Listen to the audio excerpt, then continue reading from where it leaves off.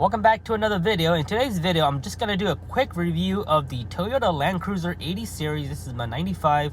I just wanted to show you guys the cockpit and just kind of compare this with my other trucks. You guys know in the past I've owned a 3rd gen pickup, 4Runners, and also the 1st gen Tacoma. So the dash, the gauges are really nice. You have your oil pressure, you have your coolant temp, your RPM, and your speeds, park, reverse, neutral. You have your speedometer, your battery, and your gas. So all your cool stuff in the gauge is right here. I love this cockpit. It's really nice. Let's start over here. The clock is very useful. If you guys know, on the pickup, the clock is like right here, and when you're driving like this, it's pretty much hidden. But on the Land Cruiser, you can just look here and there's the clock. When I bought this vehicle, the clock and the radio and the dome lights, they were not working. I went inside the dashboard or inside the hood and found out that the dome fuse, which is a 10 amp dome fuse, it was missing. So I went ahead and plugged a fuse in there, and the light, the dome light, the radio, and the clock started working. So if you guys have these 3 issues and they're not working, that's probably what the reason is. So we have the control panel right here. Let's start with this. We have all the control panels, your air settings, your off, low, highs. I like the way these are versus being buttons. On the pickup, you have the sliders instead. You have your hazard, your defrost, and then you have your up and down. This right here is for your antenna. You can lower and raise your antenna, but for some reason it doesn't work. And they have an aftermarket antenna on, so I went ahead and removed the antenna because I don't use it. And then I'm gonna do the 7-pin mod / the CDL switch, which is the button where you can control your center differential. And I'm gonna remove this section here and put it right here. Some people, they remove their security system. My security system doesn't work anyways, but I'm just gonna go ahead and remove the antenna button and put the CDL switch here, because they'll be really easy access. The radio works now. Radio works. I don't really care about the radio. The radio works, but only one of the speaker works, which is the speaker from the passenger rear. So I'm not going to use that. This right here, I put my business cards.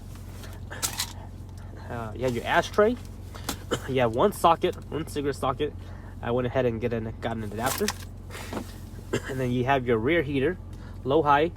According to some of my users, they said the hose that's in the hood that was cut off already, that was the heater hose for the rear. And then you have all your control, your shift lever, very nice. And then you have your high gear, which is usually what you use, and then your low gear. And then you also have the power. When you press the power, this button comes on, and this is supposed to give you more RPM. And this is your overdrive button right here. Overdrive lets you go into force on your 4th gear, but when I'm driving, I usually just leave that on. And you have your center console, pretty much it right there. Glove department. You have the 95. They all come with ABS and also airbags. And then I have my GoPro right here. And then right here we have all the controls for your wipers, your rears. And the nice thing about this Land Cruiser is that it has cruise control. You can check that out, guys. I love using cruise control. And also, I love driving automatic, man. I really miss driving automatic. All my trucks, my Tacoma, my 3rd gen, they have all been manual. And trust me, I love driving manual when it comes to off-roading. But man, when you're in the city, it feels so good just to be driving on automatic. So I love manual. I love driving manual. But man, I do love automatics too. So I love them both. They all have their own purpose. Some people are straight up like, oh, I love manual only manual's the way to go. No, bro, automatics are just as good too. We have your turn signals, pretty much standard. And then this thing has a tilt steering. You can tilt it up. And over here is your adjuster. This light here adjusts your gauges. When it's dark, you can the backlit for your gauge. I usually don't have this on full power just so I can conserve the bulbs. I usually have it on medium. And then this is the paw light for the rigid industry paw lights. And then right here is your side mirrors. You can adjust your side mirror, all electronics, which is really nice. And then right here is usually where your factory diff lock control is.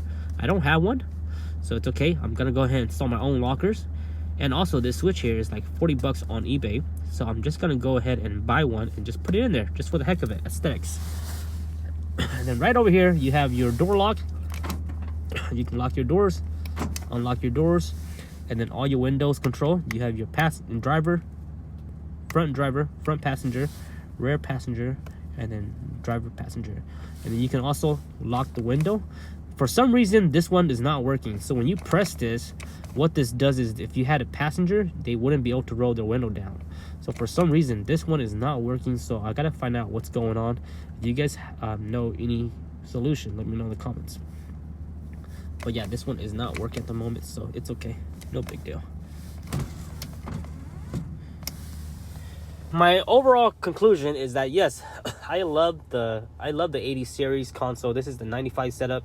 I love their setup compared to like the 3rd gen pickup and the first gen Tacomas are really nice too. My first gen Tacoma flatbed is really nice.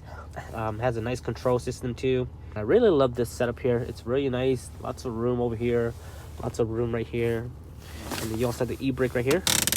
My e-brake works, but it doesn't work the best, so I think I need to go ahead and change out the brake pads for the e-brakes, or also I might just need to adjust it. But right now it doesn't really hold the truck. It'll hold it at a flat level, but if I wanted to park on a hill and rely on this, it's not gonna hold the truck enough, or I wouldn't trust my life on it. So I will adjust this once I do my brake overhaul on the rear end. But just wanted to give you guys a glimpse of the Cockpit on the 80 series, and let me know what you guys like about it. Let me know what kind of modification you guys have done, if you guys should put any accessories. One of the accessories I will plan on doing is getting like a cup holder. I've seen some folks where they have a cup holder right here, but right now I just use this as my cup holder. This is supposed to be like a little storage thing, but I use this as a cup holder. And then I put pins. I put my pins and stuff over here. And then you have another spot right here. I put more stuff right here. And then all my center console. And then just a bunch of miscellaneous parts in here. That's pretty much it right here for the 80 series Cockpit. And I hope you guys enjoyed this video. For anybody that's not aware of the style. Catch you guys next time. Follow the Instagram, NuttyNu_4x4.